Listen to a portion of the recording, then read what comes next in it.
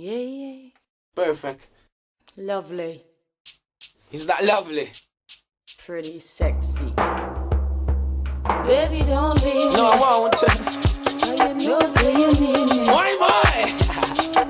Yeah, yeah, yeah, yeah. So much stuff, yeah?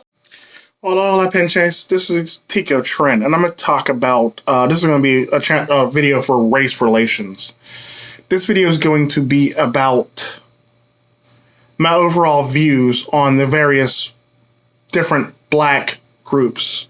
Let them be African. Well, I'm only talking about the main ones, the main sets for the most part. I'm not going to talk about the subsets because there are subsets. These ones are going to be the Afro-Latinos, the African Americans, the Africans, and the Afro Caribbeans for the most part. So that's what this is just going to cover for the most part. I can go into the subsets, but that would be a whole nother video that I'll go into on a later date and time, if you know what I mean.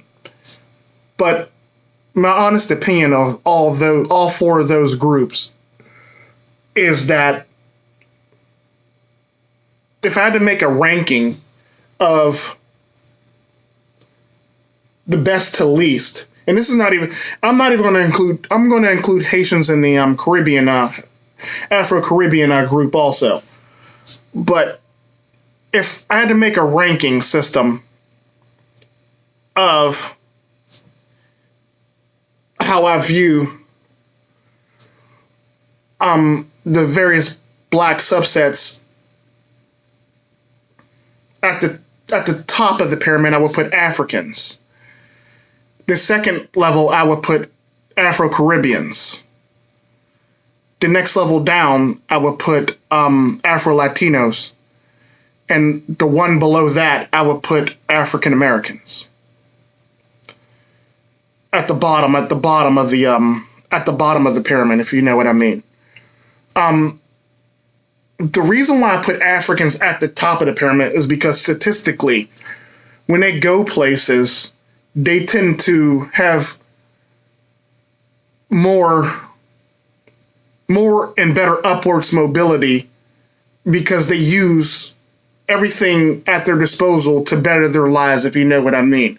It's kind of like how they always show, like, you know, that Africans excel in college better than their Asian or white counterparts because they have a certain, their culture, it's all cultural, and it's taught to them that they have to better themselves and continuously do better with themselves, if you know what I mean.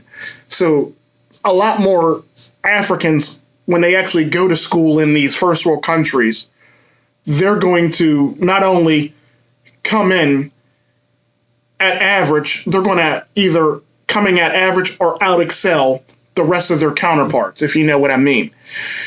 Because that's literally their cultural pride and culture and their way of life and teaching, if you know what I mean, is always to better yourself and always continuously seek to better yourself and excel, if you know what I mean. And pretty much when you look at the schools, it pretty much shows it and proves it for the most part. As far as like education wise and, you know, grades wise, if you know what I mean, it literally speaks for itself. Then you also have the reason why I put the Afro-Caribbeans in the number 2 spot is because Afro-Caribbeans, for the most part, are the closest things outside of Africa that you can get to Africans. That is just hands down facts. They have the cultural drive, they have the pride, they have the charisma, they have the everything going for them to better themselves. A lot of the times when you actually see a business owner in a black community, it's usually a black business owner in a black community or around the black community. It's usually either an African or a Afro-Caribbean and sometimes an Afro-Latino sometimes. When you actually do see those types of businesses within the black community, it's owned by an African are an Afro-Caribbean for the most part. There's small ones that are, there's a small percentage that are actually owned by Afro-Latinos, if you know what I mean. But they have almost, if not the same drive as Africans do, Afro-Caribbeans do. So, like, they have a sense of community, so, like, they're always willing to better their children. On top of that, they're all about policing their own community, which is also a good thing. So, like, they tend to not really let too many people into their community, and they tend to handle community themselves, if you know what I mean.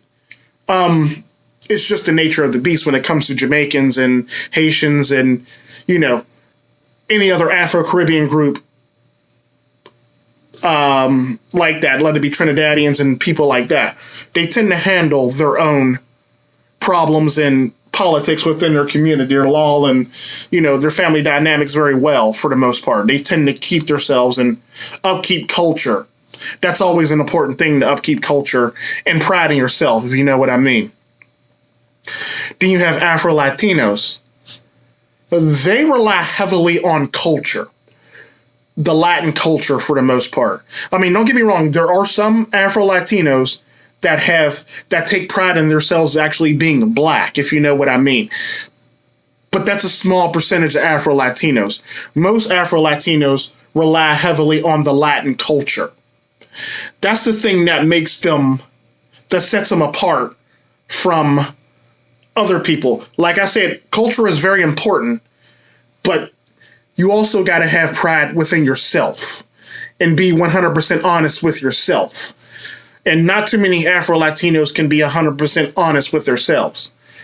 And that pretty much comes from social conditioning, if you know what I mean. The whole entire lighter's better, if you know what I mean.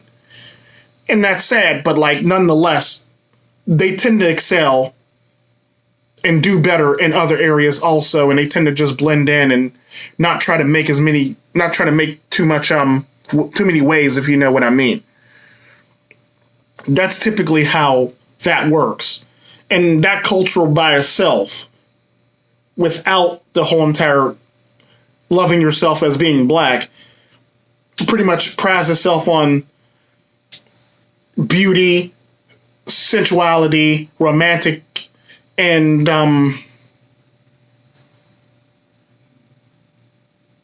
you know, pride, if you know what I mean. Just being Latino is just basically having pride in yourself. Unfortunately, there are very few, like I said, Afro-Latinos that can actually take pride in both the culture and their ethnicity thing. And it's sad that it happens that way, but it is what it is. It's the nature of the beast. Like I said, social conditioning basically hinders that from actually happening. Then you got the African Americans. Now, there's going to be a lot of African Americans that's going to be butthurt by this, but for the most part, a long time ago, African Americans used to have culture, used to have pride in their community, and used to have all these things about themselves and culture and pride in their community. Nowadays, they have no culture and no pride in their communities, if you know what I mean. And let me expound upon the whole entire no culture thing. All the stuff that African Americans call their culture is manipulated, owned, bought, sold, and marketed by other people, if you know what I mean. Like, rap music used to be the stuff. Now rap music is controlled by everybody else, from the LGBTQ to other people, if you know what I mean. Like, all the other interest groups that pretty much make it so that, you know, it went from actually being, you know, baggy pants and, you know, being hyper masculine to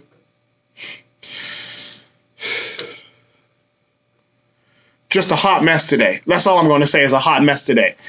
It's not even African American culture anymore. It's more or less, it went from African American culture to, and pride, to LGBTQ plus, to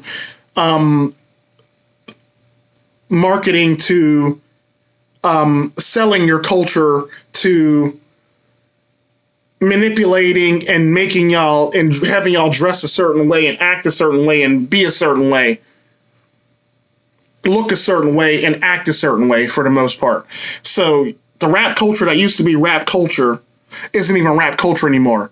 It's pretty much owned and operated and manipulated by everybody else but you.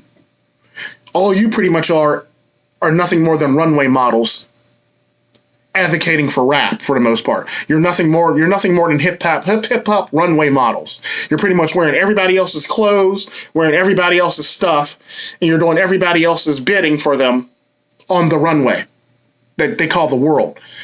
And the neat thing about it is hip hop culture was marketed to be bad and make African Americans look bad. But what white people didn't understand was there's a lot of intrigue to African Americans and African American culture. That is the fundamental difference between African Americans and African American culture. You may think people like you, but what they actually like about you is your culture. And the sad part about your culture is it's not even your culture. It's manufactured and made and set in place by other people and power and who got money to manufacture your stuff and make it so that you're portrayed and look a certain way and look stupid on a regular basis, if you know what I mean. Along with the LGBTQ plus community,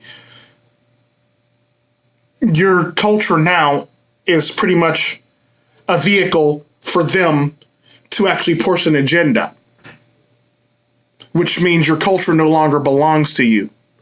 You pretty much just wear their clothes, wear their stuff, and do their bidding for them for the most part. So you used to have culture. Now you're pretty much having everybody else's culture forced upon you and manifests in your music and the way you dress, the way you look, the way you act, the way everything about you, if you know what I mean.